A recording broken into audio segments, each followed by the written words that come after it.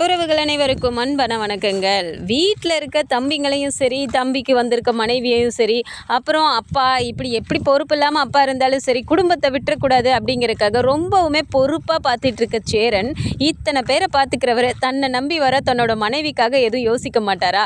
என்னதான் நிலா அப்படியா இருக்குமோ, இப்படி இருக்குமோ, நம்ம இதை பண்ணணும் அதை பண்ணணும்னு கண்டதை போட்டு யோசிச்சுக்கிட்டு ஒரு மாதிரி புலம்பிக்கிட்டே உட்காந்துருந்த நிலாவுக்கு சோழனே சொல்கிறாரு, நீ அதை பற்றியெல்லாம் யோசிக்காத நிலா, எல்லாமே தானாக நடக்கும். சந்தாவை பார்த்துக்கிறது அண்ணனோட பொறுப்பு, உன்னை பார்த்துக்கிறது என்னோட பொறுப்பு. அதனால இப்படிலாம் கண்டதையும் போட்டு யோசிக்காத அப்படின்னு இங்கே சோழனும் எவ்வளோ எடுத்து சொன்னாலும் நிலை என்னதான் இங்கே போட்டு மண்டையை பிச்சுக்கிட்டாலும் எல்லாத்துக்கும் ஒரு படிக்கு மேலே சேரனிங்க நான் பார்த்துக்கிறேன்ப்பா, நீ என்னதான் யோசிச்சு சொன்னாலும் அது எல்லாமே நான் பண்ணுறேன்ப்பா அப்படின்னு சொல்லிட்டு இங்கே சேரன் சூப்பராக ஒரு மாதம் வந்து இங்கே நிற்காரு அப்படின்னு நீங்கள் நினச்சிங்கன்னா மறக்காமல் இந்த வீடியோக்கு ஒரு லைக்கை மட்டும் கொடுத்துருங்க. ஸோ நிச்சயதார்த்த வேலை அதெல்லாம் பார்க்கணும் அப்படிங்கும்போது ட்ரெஸ்ஸு வந்து மொத்தமாக எல்லாருக்கும் வாங்கிட்டு வந்துட்டாங்க. அதில் சேரனுக்கு மட்டும் தைச்சி தான் வாங்கிட்டு வரணும், ஏன்னா அந்த சைடு இருக்க மாதிரி ட்ரெஸ் எல்லாம் வந்து இங்கே வந்து ரெடிமேடில் கிடைக்காது அப்படிங்கிற மாதிரி டைமும் கம்மியாக இருக்கே அப்படிங்கிறனால ஸோ அந்த ஒரு வேலையெல்லாம் போயிட்டுருக்கு. ஸோ நைட்டுக்கு சாப்பாடு என்ன செய்யலாம் அப்படின்னு சொல்லிட்டு இங்கே யோசிச்சுட்டு இருக்கும்போது பார்த்தா சேரன் வந்து ரொம்ப நேரமாக ஃபோனில் ஏதோ ஒரு ரெசிபி பார்த்துட்டே இருக்காரு. அப்படிங்கும்போது சோழனே போய் கேட்குறாரு, என்னென்ன ஃபோனில் என்னமோ பார்த்துட்டே இருக்கா, எப்போ தானே சாப்பாடு செய்வ அப்படிங்கிறாங்க. டேய் எப்போ பாரு இட்லி தோசைனே செய்கிறோமே, வித்தியாசமாக ஏதாவது செய்யலான்னு தாண்டா பார்த்துட்ருக்கேன் அப்படிங்கிறாங்க. சரி அப்படி வித்தியாசமாக என்ன ரெசிபியை பார்த்து செய்ய போகிற அப்படின்னோடனே போஹா பண்ணலான் இருக்கேன்டா அப்படின்னு இங்கே சேரன் சொன்ன உடனே இது என்னென்ன கேள்விப்படாத ஒரு பேராக இருக்குது, கோவான்னு ஒரு ரெசிபியா அப்படிங்கிறாரு. டேய் அது பேர் கோவா இல்லைடா போஹா அப்படிங்கிறாங்க. என்ன பேரோ, பேரே நல்லா இல்லை, இதில் என்ன ரெசிபி நீ செய்ய போகிற? ஆமாம் இது என்ன ரெசிபி, இதுக்கு இப்போ நீ திடீர்னு இதெல்லாம் பண்ணுறேங்கிற அப்படிங்கிறாங்க. இல்லைடா இது நம்ம சைடு பண்ணுறது இல்லைடா, எப்போ பாரு சந்தா கிட்ட என்ன சாப்பிட்டேன்னு கேட்டால் சப்பாத்தி போஹா சப்பாத்தி போஹா இது ரெண்டை தவிர வேறு எதுவுமே சொல்லாதுடா, அதுதான் என்னன்னு பார்த்தேன், அது ஏதோ இந்த அவலெல்லாம் வச்சு செய்கிறது போல் அப்படிங்கிறாரு. அண்ணா நிறுத்து, இப்போ நான் உன்னை எப்படி சமைக்கிறதுலாம் உங்ககிட்ட கேட்டேன்னா அதே நான் எனக்கு பிடிக்கலங்கிற, நீ சமையல் இல்லை எப்படி செய்யணும்னு வேறு எனக்கு ஒன்று சொல்லிட்டு இருக்க. இப்போ புரிஞ்சிருச்சுண்ணே, சந்தா சீக்கிரமாக நிச்சயதார்த்தம் முடிஞ்சு கல்யாணம்லாம் பண்ணிட்டு வீட்டுக்கு வர போகிறாங்க, அவங்களுக்காக இப்போ நீ கற்றுக்கிறதுக்கு எங்களை வச்சு நீ ட்ரையல் பார்க்குற அதானே அப்படிங்கிறாங்க. டே என்னடா இப்படி பேசுகிற அப்படிங்கும்போதே நிலா அங்கேருந்து வந்து என்னாச்சு அப்படிங்கிறாங்க. இங்கே பாரு நிலா, அண்ணனை நமக்கு சாப்பிட்ற மாதிரி ஏதாவது செய்ய சொன்னால் போஹா பண்ணுறேங்குது அப்படிங்கிறாங்க. போஹாவா, அது என்னென்ன ரெசிபி அப்படிங்கிறாங்க. அப்படி கேளு, அதைத்தான் நானும் கேட்டேன், அந்த ரெசிபி சந்தா சாப்பிட்ற ரெசிபியா, அதனால அது வந்தால் செஞ்சு கொடுக்கறதுக்காக நம்மளை வச்சு ட்ரையல் பார்க்க போதும் அண்ணன் அப்படிங்கிறாங்க. நிலா பார்த்துட்டு சிரிக்கிறாங்க. அதில் என்ன தப்பு இருக்குது சோழன், எப்படியா இருந்தாலும் சந்தா வந்து இங்கே வந்தப்புறம் நம்மளும் அவங்களுக்காக ஏதாவது செஞ்சு தானே ஆகணும், அதை இப்போலேருந்தே கற்றுக்குறாங்க அண்ணன் அப்படிங்கிறாங்க. அப்போது சேரனும் பார்த்துட்டு என்ன பண்ணலாம் நீயுமா அப்படிங்கிறாங்க. ஆனால் சும்மா தானே அப்படின்ட்டு இங்கே பேசிகிட்டு இருக்கும்போதே பார்த்தா நடேசன் பல்காக அங்கே ஒரு பேக்கெட் தூக்கிட்டு வராரு. அதில் இந்தாங்கடா சாப்பிடுங்க அப்படின்னு கொண்டு வந்து கொடுக்குறாரு. என்ன இது அப்படின்னா, டேய் சுட சுட இட்லி கறி குழம்பு மீன் குழம்புலாம் எடுத்துகிட்டு வந்திருக்கேன்டா, நல்லா சாப்பிடுங்க நல்லா இருக்கும், நீங்கள் எல்லாம் எப்போ பாரு வீட்டில் அரைச்ச சட்னி தேங்காய் சட்னி தக்காளி சட்னி தானே சாப்பிட்டுட்டு இருக்கீங்க, இது நல்லா இருக்கும் வாய்க்கு, எல்லோரும் நல்லா உட்காந்து சாப்பிடுங்க அப்படின்னும் போது சேரன் பார்த்துட்டு சொல்கிறாரு, பா அன்னைக்கு நீங்கள் வாங்கிட்டு வந்தது நிறையா இருந்துச்சுப்பா, அத்தனை இட்லி மறுநாள் இட்லியை இதோ அவனுங்க சாப்பிடவும் மாட்டானுங்க, அதையே இட்லி உப்புமா பண்ணி அப்படி இப்படின்னு கொஞ்சம் கொஞ்சமாக இது பண்ணி பார்த்தோம், இப்போ இவ்வளோ வாங்கிட்டு வந்திருக்கீங்க கொஞ்சமாக வாங்க மாட்டிங்களா அப்படிங்கிறாங்க. பாண்டி அப்படியே யோசிக்கிறாரு, சரியில்லையே இருந்தாலும் அங்கே நின்று சாப்பிட்டுட்டு இருந்தாரு, இப்போ இங்கே இவ்வளோ தள்ளிட்டு வந்திருக்காரு, சரியில்லையே காலையிலையும் சாயந்தரமும் பொழுதுக்கும் அங்கேயே தானே நிற்கிறாரு அப்படின்ற மாதிரி பார்த்துட்டு, டே என்னடாப்பா சாப்பிடுவீங்கன்னு வாங்கிட்டு வந்தால் இல்லாத கேள்வியெல்லாம் கேட்குறீங்க அப்படிங்கிறாரு.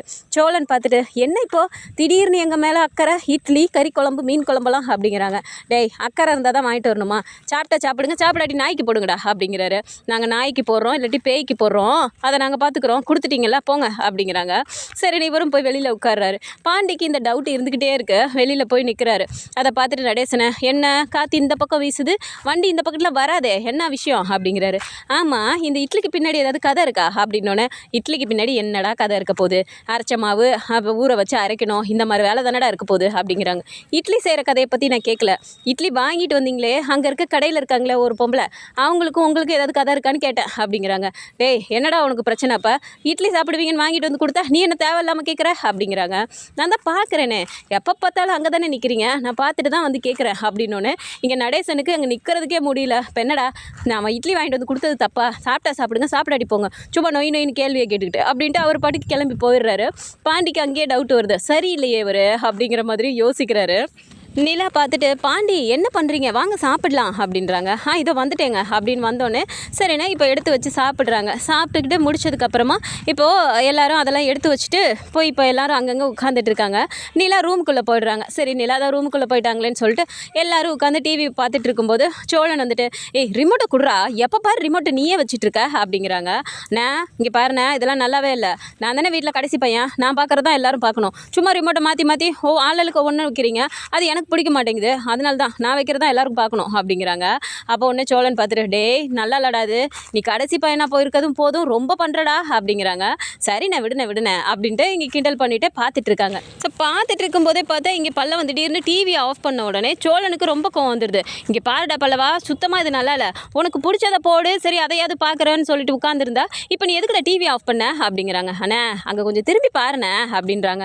என்னடா திரும்பி பார்க்கணும் அப்படின்னு பார்த்தா நிலா நிற்கிறாங்க. என்ன நிலா நிற்கிறா, நிலா பார்க்க மாட்டாளா, அதை என்னப்பா அதுக்கு அப்படிங்கிறாங்க. அண்ணா அண்ணியை பார்க்க சொல்லண்ணே, அண்ணி கையை பாரு, நோட்டை எடுத்துகிட்டு வந்திருக்காங்க அப்படிங்கிறாங்க. நோட்டை பார்த்தோன்னே அப்படின்னு சோழன் பார்க்குறாரு. என்னடாப்பா அதுக்கு அப்படிங்கிறாங்க.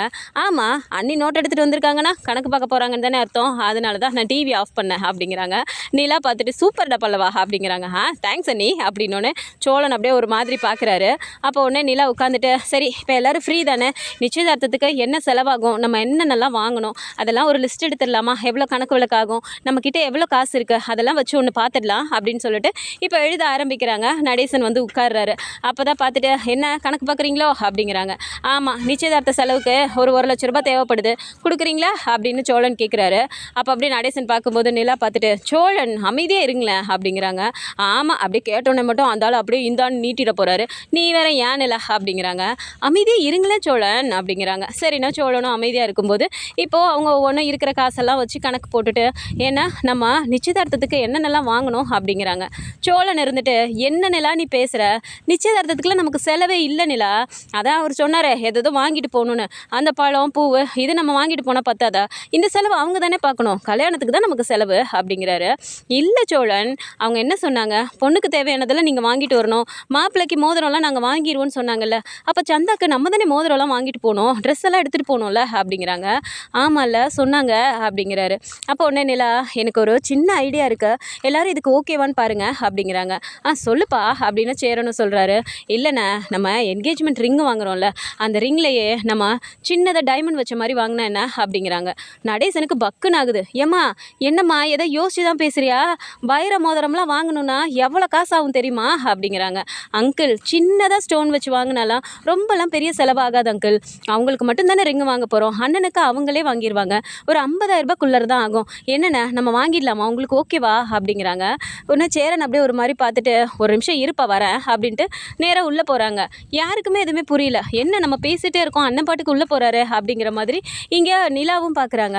பல்லவன் டக்குன்னு, ஆமாம் அண்ணன் எங்கே போகுது அப்படிங்கிறாங்க. சோழனுக்கு கோபமாக வருது. ஏண்டா நானும் உங்க கூட தானே உட்காந்துட்ருக்கேன், நீ என்ன கேட்குற அப்படிங்கிறாங்க. சரிண்ணே ஏன்னா இப்போ டென்ஷன் ஆகுற அப்படின்றாங்க. சும்மா அமைதியாக உட்காருடா, ஏதாவது கேள்வி கேட்டுகிட்டே இருக்க அப்படிங்கிறாங்க. ஏன்னா உன்னை விடவா நான் கேள்வி கேட்க போகிறேன், உனக்கு வாய் தான் ஆயுதமே, நீயே கேள்வி கேட்குறப்போ நான் கேட்கக்கூடாதா அப்படிங்கிறாங்க. கேட்கக்கூடாதா, அமைதியாக இருடா அப்படிங்கிறாரு.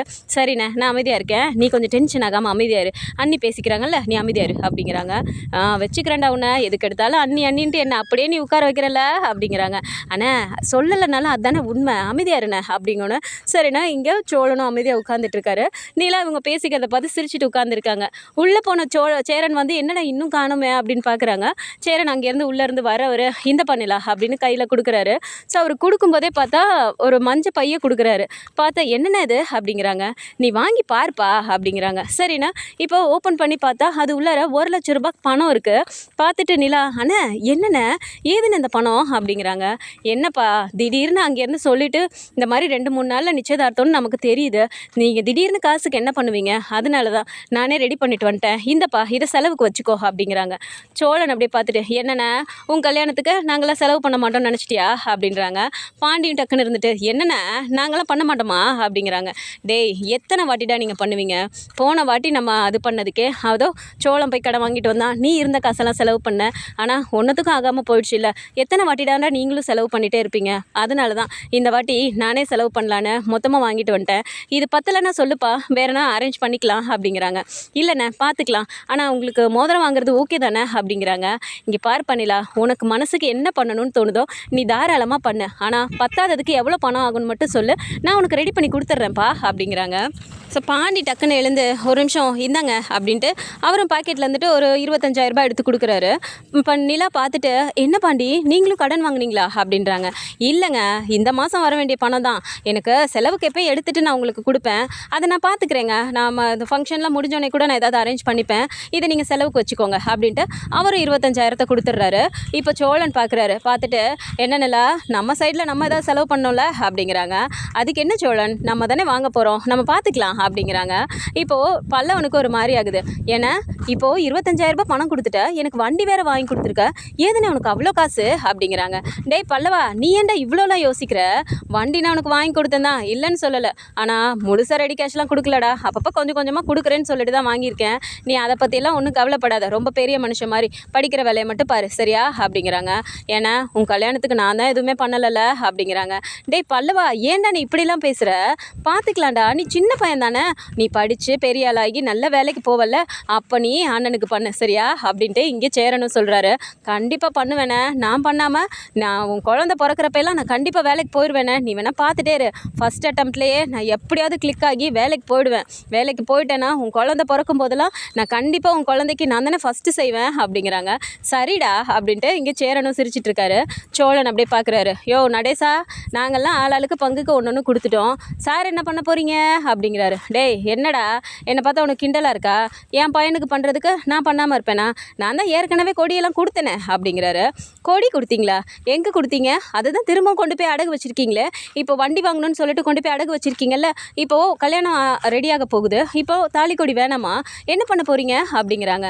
ஏம்மா இருமா, ஏம்மா இப்படி படபடன்னு பேசிக்கிட்டு இருக்க, ஒரு நிமிஷம் இருமா வரேன் அப்படின்ட்டு உள்ளே போகிறாரு. இவரும் உள்ளே போனோடனே எல்லோரும் மாற்றி மாற்றி பார்த்துட்டு, என்ன அண்ணி நோட் எடுத்துகிட்டு வந்து உட்காந்ததும் போதும் எல்லாரும் இந்த இரு வரேன்னு ரூமுக்குள்ளே போயிட்டுருக்காங்க அப்படிங்கிறாங்க.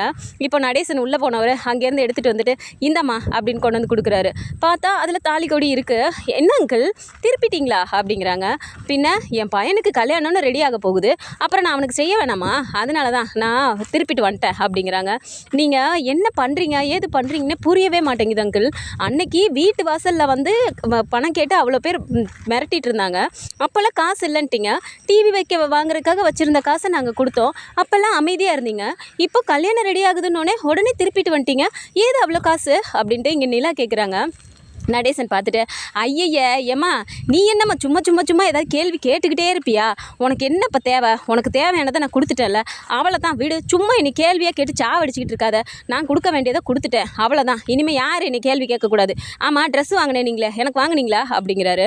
நிலா அப்படியே பார்த்துட்டு, அப்போது நான் கேட்குற கேள்விக்கு எதுக்கும் நீங்கள் பதில் சொல்ல மாட்டீங்க அப்படி தானே அப்படிங்கிறாங்க. சொல்ல மாட்டேம்மா, உனக்கு தேவையானதை நான் கொடுத்துட்டேன்ல, நான் கேட்டதுக்கு நீ பதில் சொல்லு, எனக்கு துணி எடுத்தீங்களா அப்படிங்கிறாரு. அப்போ நிலா பார்த்துட்டு, எல்லாருக்கும் தான் வாங்கியிருக்கோம் அப்படிங்கிறாங்க. சரி அப்போனா அந்த துணியை காட்டுங்க நான் பார்க்குறேன் அப்படிங்கிறாரு. பல்லவன் பார்த்துட்டு, இப்போ என்ன அவசரம் உங்களுக்கு, துணியெல்லாம் நம்ம கிளம்பும்போது கொடுப்போம், அப்போ புதுசாக போட்டுக்கோங்க அப்படிங்கிறாங்க. டேய் உனக்கு ரொம்ப வாய் அதிகமாகிடுச்சுடா, உன்னை பேசிக்கிறேன் அப்படின்னு சொல்லிட்டு விறுவிறுன்னு துண்டத்துக்கு தோளில் போட்டு வெளியே போய் உட்காந்துக்கிறாரு. இப்போ சோழன் அப்படியே பார்த்துட்டு, என்ன நிலா இந்த ஆள் அன்னைக்கு வீட்டு வாசலில் வந்து அவங்களாம் அப்படி கத்திக்கிட்டு இருந்தாங்க, அவங்கக்கிட்ட காசு கொடுக்கல, இப்போ என்னடானா உடனே போயிட்டு நம்ம வந்து வீட்டில் வந்து சொல்லி 2 நாள் தான் ஆகுது, அதுக்குள்ளே போயிட்டு இந்த செயினை திருப்பிட்டு வந்துட்டேங்கிறாரு, என்ன பண்ணுறாருன்னு எனக்கு புரியலையே அப்படிங்கிறாங்க. இங்கே பாருங்க சோழன், அதனால தான் நான் சொல்லுவேன், அங்கிளை ரொம்பவுமே நீங்கள் அண்டர் எஸ்டிமேட் பண்ணாதீங்க, அவர் எந்த விஷயத்தில் எது பண்ணுங்கிறத கரெக்டாக பண்ணுவார், ஒரு சில விஷயம் அவர் அப்படி இப்படி பண்ணாலும் அதனால தான் அவர் மேலே நான் அவ்வளோவா பெருசாக கோவப்படுறதில்ல, புரிஞ்சுக்கோங்க அப்படிங்கிறாங்க. என்னமோ நிலா நீ தான் அவரை தூக்கி வச்சுட்டு ஆடுற, எனக்கு ஒன்றும் சரியாக படலை அப்படிங்கிறாரு. இப்போ என்ன நமக்கு தேவையானது கொடுத்துட்டார்ல, வாங்க நம்ம வேலையை பார்க்கலாம் அப்படின்னு சொல்லிட்டு இப்போ நிலா அதெல்லாம் எடுத்து வச்சுட்டு அப்புறம் வேறு என்னென்ன அது இதுன்னு சொல்லிட்டு இப்போ கணக்கு போட்டுட்ருக்காங்க. சேரனுக்கு அப்படியே ஒரு மாதிரி கண்ணெல்லாம் கலங்குது. நிலா அப்படியே கணக்கு பார்த்துட்டே இருக்கும்போது சேரன் கிட்ட ஒன்றா சொல்லிட்டே இருக்காங்க. சேரன் பதிலே சொல்லாமல் இருக்கும்போது நிமிர்ந்து பார்க்குறாங்க. சேரன் கண்ணெல்லாம் கலங்கிட்டு உட்காந்துட்டு இருக்காரு. பார்த்துட்டு, அண்ணா என்னண்ணே அழுகுறீங்களா, கண்ணெல்லாம் கலங்கியிருக்கு அப்படிங்கிறாங்க. இல்லைப்பா நிலா, உன்னை பார்க்குறப்போ எனக்கு எங்கள் அம்மா இப்போ இந்த இடத்துல இருந்திருந்தாங்கன்னா எங்களுக்காக எல்லாருக்கும் பார்த்து பார்த்து இப்படி தான் பண்ணியிருப்பாங்களோன்னு ஒரு மாதிரி கண்ணெல்லாம் கலங்கிருச்சுப்பா, வேற ஒன்றும் இல்லை அப்படிங்கிறாங்க. ஐயோ அண்ணா என்னண்ணே இப்படிலாம் பேசுகிறீங்க அப்படிங்கும்போது வெளியிலேருந்து நடேசனும் கேட்குறாரு. இதை ஆமாண்டா சேரா, உங்கள் அம்மா எப்படி இருந்து உங்களை பார்த்துக்குவாளோ அதே மாதிரி தாண்டா இந்த பொண்ணும் நம்ம வீட்டுக்கு வந்திருக்கு. இவளை பார்க்கும்போது உங்கள் அம்மாவை பார்க்குற மாதிரியே இருக்குடா. அந்த வீட்டில் பொறுப்பாக ஒவ்வொன்றும் அவள் பார்க்குறதும் ஒவ்வொருத்தரையும் விட்டு கொடுக்காம அவள் நடத்துகிறதும் எல்லாமே உங்கள் அம்மா தாண்டா அவளை பார்த்து பார்த்து இந்த வீட்டுக்கு அனுப்பியிருப்பா போல அப்படிங்கிற மாதிரி இங்கே நடேசனும் வெளியில் ஒரு மாதிரி நினச்சிட்டு உட்காந்துட்ருக்காரு. நிலா பார்த்துட்டு, ஆனால் என்னென்ன நம்ம வீட்டு ஃபங்க்ஷன், அப்புறம் நாங்கள் உங்களுக்கு பார்த்து பண்ணாமல் வேறு யார் பண்ணுவாங்க? எங்களுக்கு ஒன்றுன்னா நீங்கள் பார்த்து பார்த்து பண்ணுறீங்களா, அப்போ நாங்கள் தானே பண்ணணும் அப்படிங்கிறாங்க. இல்லை பண்ணலா, உன் இடத்துல வேறு யாராவது இருந்திருந்தா இந்த மாதிரிலாம் பண்ணுவாங்களான்னு கூட என்னால் யோசிச்சு கூட பார்க்க முடியலப்பா அப்படிங்கிறாங்க. பல்லவன் சும்மா இருக்க மாட்டாமல் திடீர்னு, ஆனால் இந்த இடத்துல கொஞ்சம் வானதி அக்காவை மட்டும் வச்சு நினச்சிப்பாரு அப்படிங்கிறாங்க.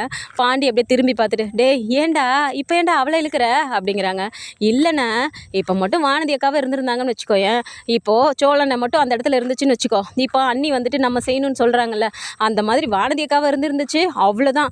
என்ன பாண்டி, நம்ம எதுக்கு செய்யணும்? அவங்க தானே கல்யாணம் பண்ண போகிறாங்க, அவங்களுக்கு நம்ம செய்யணுமா?